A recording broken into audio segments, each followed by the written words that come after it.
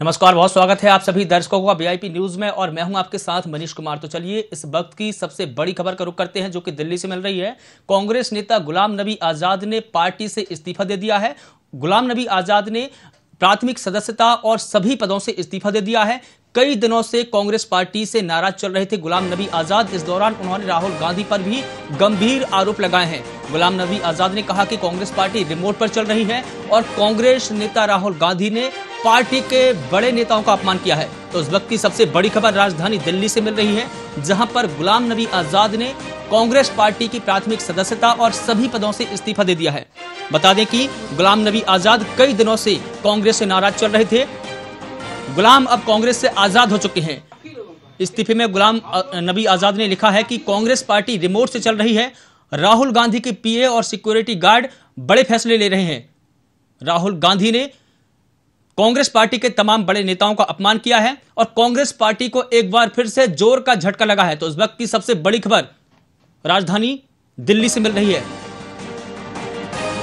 गुलाम नबी आजाद ने कांग्रेस पार्टी के सभी पदों से इस्तीफा दे दिया है। यहां तक कि उन्होंने कांग्रेस पार्टी की प्राथमिक सदस्यता से भी इस्तीफा दे दिया है। और इससे पहले गुलाम नबी आजाद ने 18 अगस्त को जम्मू कश्मीर में कांग्रेस की चुनाव समिति के प्रमुख पदों से भी इस्तीफा दिया था और उन्हें कुछ घंटे पहले ही यह पद दिया गया था। तो गुलाम नबी आजाद ने एक पत्र जारी करके अपना इस्तीफा दिया है।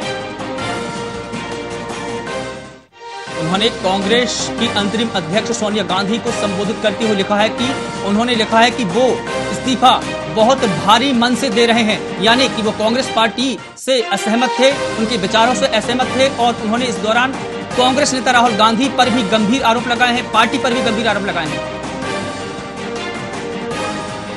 और हम वो चिट्ठी भी दिखाते हैं आपको स्क्रीन के माध्यम से जो कि गुलाम नबी आजाद ने लिखी है, सोनिया गांधी पर आरोप लगाए हैं।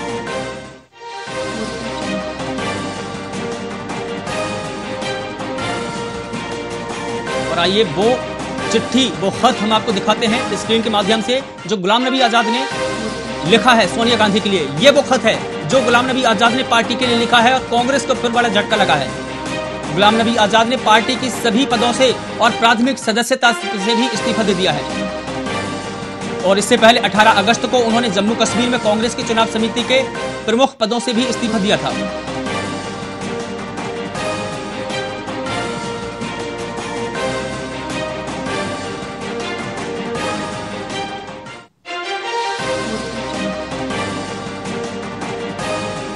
और हमारे साथ में बातचीत करने के लिए राम पांडे जी जो कि कांग्रेस के प्रवक्ता है वो जुड़ गए हमारे साथ में। सर, बहुत स्वागत करता हूं आपका वीआईपी न्यूज में। लेकिन सबसे पहले यही जानना चाहूंगा कि कांग्रेस ने क्या वो हाथ गुलाम नबी आजाद के ऊपर नहीं रखा जिसकी वो चाहत रख रहे थे? कौन सा हाथ? जिसकी चाहत गुलाम नबी आजाद रख रहे थे। क्या प्रधानमंत्री बनना चाहते थे? गुलाम नबी आजाद ने पार्टी की प्राथमिक सदस्यता से भी इस्तीफा दिया है। ये बड़ा झटका है कांग्रेस पार्टी को। क्यों? हजारों लाखों लोगों ने इस्तीफा दिया, 2-4 तो प्रधानमंत्री बन गए। लेकिन कांग्रेस पार्टी, ठीक है, एक सवाल आपसे जानना चाहूंगा कि एक तरफ कांग्रेस भारत जोड़ो यात्रा कर रही है और दूसरी तरफ कांग्रेस पार्टी अपने ही नेताओं को नहीं जोड़ पा रही है। क्या इससे भारत जुड़ेगा और क्या कांग्रेस पार्टी मजबूत होगी? आपने सुना नहीं गडकरी जी का बयान, राष्ट्रीय अध्यक्ष भाजपा के पूर्व प्रवक्ता, उन्होंने क्या कहा था कि भारतीय जनता पार्टी सत्ता के लिए कुछ भी करेगी, चाहे देश को बेचना पड़े तो बेच देगी। ये गडकरी ने कहा है। तो अब ये गुलाम नबी आजाद जैसों ने तो पहले तो कई लोग इस्तीफा दे चुके हैं जी। अब उसके पीछे कारण क्या है वही जाने। अब उन्होंने कहा है कि सिक्योरिटी गार्ड फैसला ले रहे हैं, तो क्या ये भूपेश बघेल और गहलोत जी को मुख्यमंत्री बनाया, ये सिक्योरिटी गार्ड फैसला लेते हैं? ये बकवास आपको नजर नहीं आती है क्या जी? या तो वो आरोप लगा रहे हैं तो बताए ना कि कौन सा फैसला गलत लिया है। भाई महंगाई से जनता मर रही है और राहुल गांधी विरोध कर रहे हैं, कांग्रेस विरोध कर रही है, तो क्या यह फैसला सही नहीं है क्या? बेरोजगारी से लोग मर रहे हैं, मोदी जी ने कहा था कि 2 करोड़ रोजगार देंगे, उसका विरोध भारतीय जनता राहुल गांधी कर रहे हैं कि 2 करोड़ रोजगार क्यों नहीं दे रहे हैं, बुलेट ट्रेन क्यों नहीं चला रहे हैं, ये राहुल गांधी का फैसला है। लेकिन सवाल यहाँ पर रोजगार, बेरोजगारी या किसी और चीज का नहीं, सवाल यहाँ पर यह है कि गुलाम नबी आजाद ने पार्टी की प्राथमिक सदस्यता में भी इस्तीफा दिया है और कांग्रेस पार्टी पर गंभीर आरोप लगाए हैं। क्या कांग्रेस पार्टी के लिए यह सोचने का वक्त नहीं है? आपका मतलब है महंगाई और बेरोजगारी से जनता मरती है तो मर जाए। गुलाम नबी आजाद की देश को चिंता होनी चाहिए। सिर्फ सर यहाँ पर बेरोजगारी या महंगाई के मुद्दा नहीं है, हम सिर्फ जिस चीज के लिए आपसे सवाल कर रहे हैं हम उसी मुद्दे पर आना चाहते हैं। मुद्दा यह है कि गुलाम नबी आजाद ने राहुल गांधी पर आरोप लगाए हैं। कौन सा आरोप लगाया? ये तो अभी तक गुलाम नबी आजाद ने आरोप लगाया है कि राहुल गांधी ने बड़े नेताओं का अपमान किया है। अब ये तो कांग्रेस पार्टी को बताना पड़ेगा ना कि कौन कौन से आरोप लगाए हैं, कौन कौन से अपमान किया है। अपमान किया कौन से बड़े नेता का? तो यही जानने के लिए हम आपसे बात कर रहे हैं। नेता नहीं है, भूपेश बघेल बड़े नेता नहीं है। कौन से बड़े नेता? उनके डिक्शनरी में राहुल गांधी के भी अपमान शब्द है ही नहीं। मोदी जी उनको इतनी गालियां देते हैं, वो उन्होंने मोदी जी को गले लगाया था, आपने देखा नहीं संसद में? ठीक है सर, हमारे साथ में बीजेपी के ओबीसी मोर्चा के महामंत्री राजाराम शिवहरे जी भी जुड़ गए हैं। सर बहुत स्वागत करता हूं आपका वीआईपी न्यूज में। लेकिन सबसे पहले यही जानना चाहूंगा कि जिस प्रकार से गुलाम नबी आजाद ने पार्टी पर आरोप लगाकर इस्तीफा दिया है, क्या वो कांग्रेस पार्टी के लिए सोचने का वक्त नहीं है कि एक के बाद एक कांग्रेस पार्टी के तमाम दिग्गज नेता कांग्रेस पार्टी का हाथ दामन छोड़ते जा रहे हैं? देखिए वैसा मैं पहले भी आपको चैनल के माध्यम से बता चुका हूँ जी कि कांग्रेस पार्टी एक प्राइवेट लिमिटेड कंपनी बन के रह गई है, जिसमें गांधी परिवार ही सर्वे सर्वा है। दूसरे किसी व्यक्ति को ना वहाँ इज्जत दी जाती है, ना उनको कोई पद दिए जाते हैं। थंब स्टंप रखना चाहते हैं। और गुलाम नबी मैं टोकना चाहूंगा जिनसे आप बुलवा रहे हैं, ये बीजेपी के प्रवक्ता नहीं है, नेता है। उन्होंने अपने ये बीजेपी के प्रवक्ता नहीं है, ना बीजेपी के अध्यक्ष। फालतू लोगों को मत बुलाया करो। आनंद शर्मा जी ने भी इस्तीफा दिया है। कांग्रेस में मैंने आपको पहले भी बताया कि अब कांग्रेस में कोई नेता बचा नहीं है। राहुल गांधी, सोनिया गांधी आपस में कुर्सी बदलते रहते हैं और जब इनकी कुर्सी नहीं बचेगी तो ये प्रियंका गांधी को ले आएंगे, क्योंकि अब इनके पास कोई नेता नहीं है और ये दूसरों को पद देना नहीं चाहते। ये सारे पद खुद रखना चाहते हैं। कांग्रेस पार्टी अब रसातल की ओर जा रही है, गर्त में जा रही है। अब कांग्रेस पार्टी का कोई भविष्य नहीं बचा है। जी बिल्कुल ठीक है। राम पांडे जी जवाब दीजिए।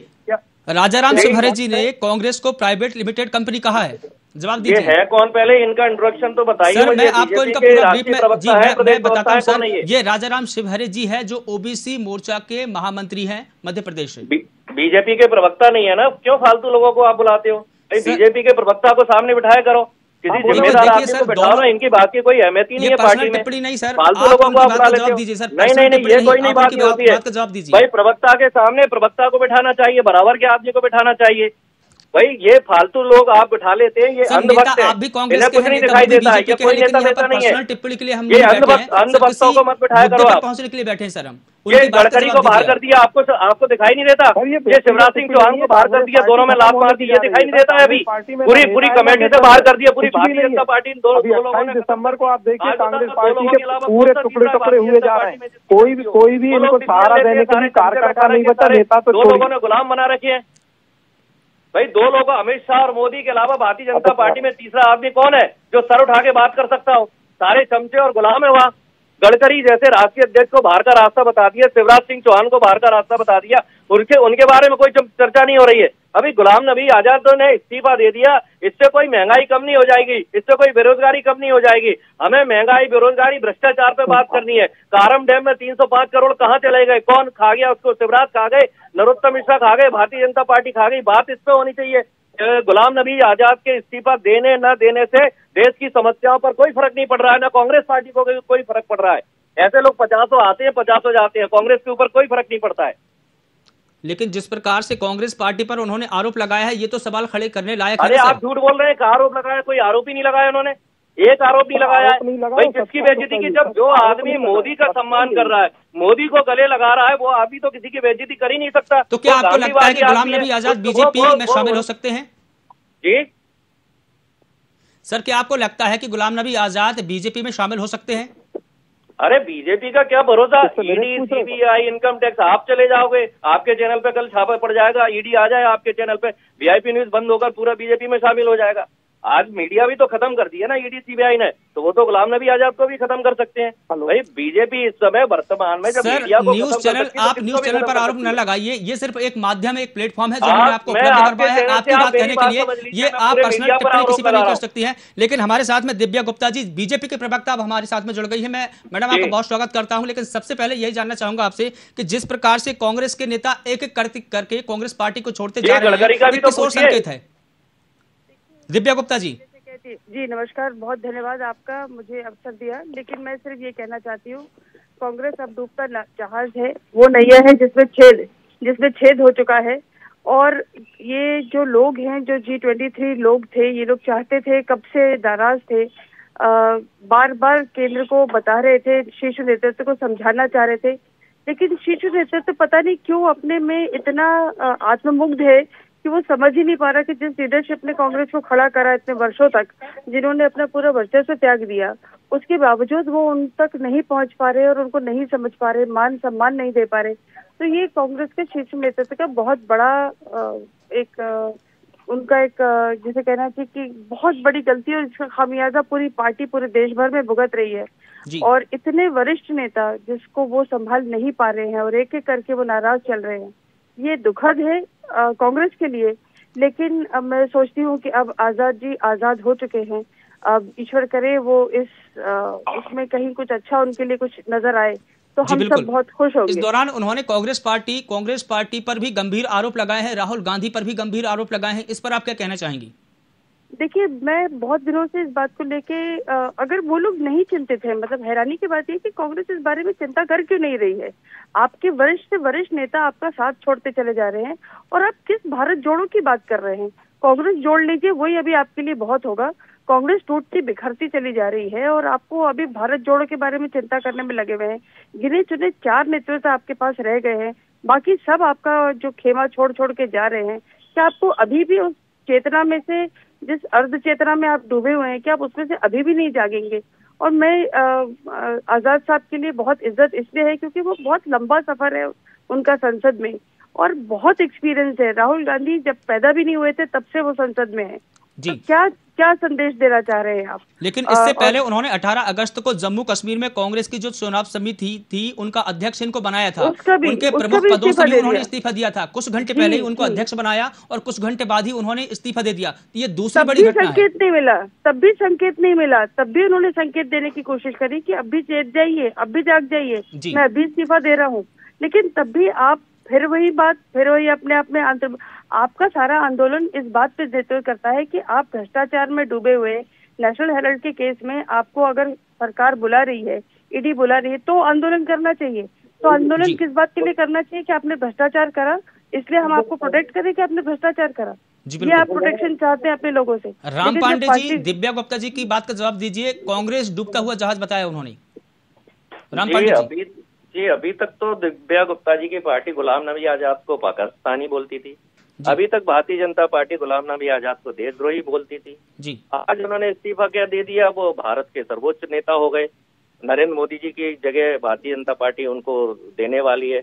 मुझे तो ऐसा लगता है कि नरेंद्र मोदी को हटाकर अब गुलाम नबी आजाद को भारतीय जनता पार्टी प्रधानमंत्री बनाएगी। और जहां तक ये भ्रष्टाचार की और ये छोड़ा छाड़ी की बात करते हैं, इनको शर्म नहीं आती है। मतलब 15 अगस्त को बलात्कारियों को छोड़ते हैं, एक तरफ तो कहते हैं महिलाओं का सम्मान होना चाहिए, और ये जेल बलात्कारियों को छोड़ते हैं जिन्होंने एक गर्भवती महिला के साथ बलात्कार किया, 3 साल की बच्ची को पटक पटक कर मार दिया, और जेल से जब वो छूटते हैं तो भारतीय जनता पार्टी के लोग उनको माला पहनाते हैं। ये छोड़ा छाड़ी की बात करते हैं। भ्रष्टाचार की तो दूर की बात नहीं कीजिए। जो कारम डैम है जो अभी धार में, जो 300 करोड़ का जिसमें घोटाला हुआ है, क्या सीबीआई आई, क्या ईडी आई, क्या इनकम टैक्स आया? कौन सा डिपार्टमेंट ने वहां पूछताछ की? कौन सा मंत्री और विधायक या मुख्यमंत्री पर कोई कार्रवाई हुई? कार्रवाई होती कहाँ है भारतीय जनता पार्टी के? 18 अगस्त को गुलाम नबी आजाद ने जम्मू कश्मीर में चुनाव समिति के सभी प्रमुख पदों से इस्तीफा दे दिया था, तब कांग्रेस पार्टी सतर्क क्यों नहीं हुई? अरे तो क्या करें? देखिए, उनको मुख्यमंत्री बना दिया, केंद्रीय मंत्री बना दिया, प्रधानमंत्री हम बना नहीं सकते ना जी। भाई प्रधानमंत्री तो मोदी है, अभी हमारी सरकार थोड़ी है जी। अब आपको भाई इससे कोई बड़ा पद होता? गुलाम नबी आजाद ने ऐसा बोला था कि कांग्रेस पार्टी से मुझे प्रधानमंत्री बनाया जाए। राम पांडे जी, शायद राम पांडे जी से हमारा संपर्क टूट गया है। दिव्या गुप्ता जी, मैं आपके पास आना चाहूंगा। जिस प्रकार से राम पांडे जी एक के बाद एक बीजेपी पर आरोप लगा रही हैं, उन पर आप क्या कहेंगी? बता दीजिए उन्होंने क्या कहा।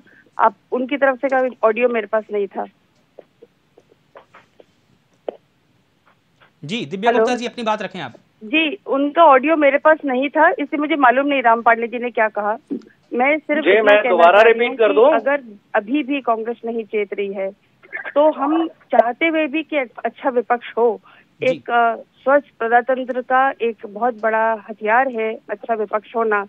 अगर लेकिन उसके बावजूद कांग्रेस नहीं चेत रही है, नहीं जाग रही है, और ये मुट्ठी भर लोग अगर बार बार इसी तरह से रहेंगे तो संभव नहीं है। और अगर अभी भी उनका सोनिया गांधी, राहुल गांधी, प्रियंका वाड्रा अगर इस चीज से नहीं मुक्ति पा रहे हो कि वही स्वयंभू सब कुछ है और कांग्रेस वहीं से शुरू होकर वहीं समाप्त हो जाती है, तो फिर मुझे लगता है अंत बहुत निकट है। संकट, उनको संकेत मिल रहे हैं, एक के बाद एक संकेत दिए जा रहे हैं, आपको बताया जा रहा है, सुझाया जा रहा है, लेकिन उसके बावजूद आप नहीं निकल आते बाहर, तो फिर तो आपकी दशा के लिए आप स्वयं ही जिम्मेदार हैं, कोई और जिम्मेदार नहीं है। जी बिल्कुल। तो फिर बिल्कुल, तो अगर आपकी आज नियति यही होती है कि आपको आज सब छोड़ के जा रहे हो, तो मुझे लगता है कि आप स्वयं जिम्मेदार थे इस चीज के लिए। और अब कांग्रेस का मुझे नहीं लगता है कि कहीं भी दूर दूर तक कहीं कोई उसको उबार भी पाएगा, क्योंकि इतनी बददुआएं लेकर, इतने लोगों का साथ छोड़कर, इतने वरिष्ठ लोगों ने जिन्होंने आपको पार्टी को खड़ा करा, उनका अगर आपने साथ छोड़ दिया है तो फिर मुझे नहीं लगता कि आपको कभी भी कोई बचा पाएगा। जी बिल्कुल, ठीक है। दिव्या गुप्ता जी, हमसे जुड़ने के लिए, बात करने के लिए आपका बहुत शुक्रिया। राम पांडे जी, हमसे बात करने के लिए आपका बहुत शुक्रिया।